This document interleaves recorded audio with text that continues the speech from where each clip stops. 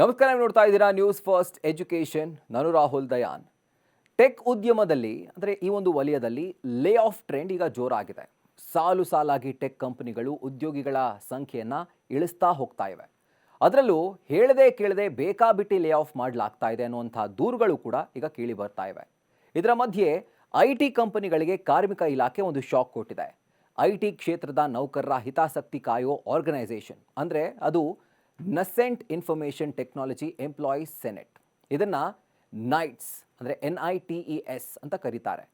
ಈ ನೈಟ್ಸ್ ಸಲ್ಲಿಸಿದ ದೂರುಗಳ ಹಿನ್ನೆಲೆಯಲ್ಲಿ ಕಾರ್ಮಿಕ ಇಲಾಖೆ ಮೊದಲು ಟಾಟಾ ಕನ್ಸಲ್ಟೆನ್ಸಿ ಸರ್ವಿಸಸ್ ಅಂದರೆ TCSಗೆ ಸಮನ್ಸ್ ಜಾರಿ ಮಾಡಿದೆ.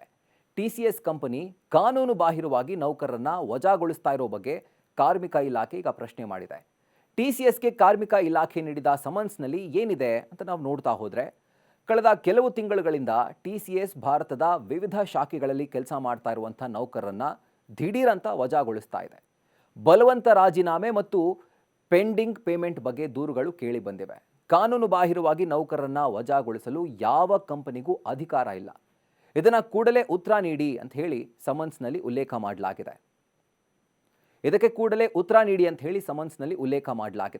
ಇನ್ನು ಸಮನ್ಸ್ಗೆ ಸಂಬಂಧಪಟ್ಟಂತಹ ವಿಚಾರಣೆ ನವೆಂಬರ್ 18, 2025ಕ್ಕೆ ನಿಗದಿಯಾಗಿದೆ. ಬೇಕಾಬಿಟ್ಟಿ ವಜಾ, ಬಲವಂತದ ರಾಜೀನಾಮೆ, ಬಾಕಿ ಪಾವತಿಗಳ ವಿಳಂಬ, ಕೆಲಸದಲ್ಲಿ ಭಾರಿ ಒತ್ತಡ ಸೇರಿದಂತೆ ಯಾವುದೇ ಸಮಸ್ಯೆ ಎದುರಾದರೂ ಉದ್ಯೋಗಿ ಅದನ್ನು ಪ್ರಶ್ನೆ ಮಾಡಬಹುದು. ಅದು ನಿಮ್ಮ ಹಕ್ಕು ಅಂತ ಹೇಳಿ ಕಾರ್ಮಿಕ ಇಲಾಖೆ ಹೇಳಿದೆ. ಇನ್ನು ಮುಂದಿನ ದಿನಗಳಲ್ಲಿ ಕಾರ್ಮಿಕ ಇಲಾಖೆ ಬೇರೆ ಟೆಕ್ ಕಂಪನಿಗಳಿಗೂ ಸಮನ್ಸ್ ಜಾರಿ ಮಾಡುವಂಥ ಸಾಧ್ಯತೆ ಇದೆ.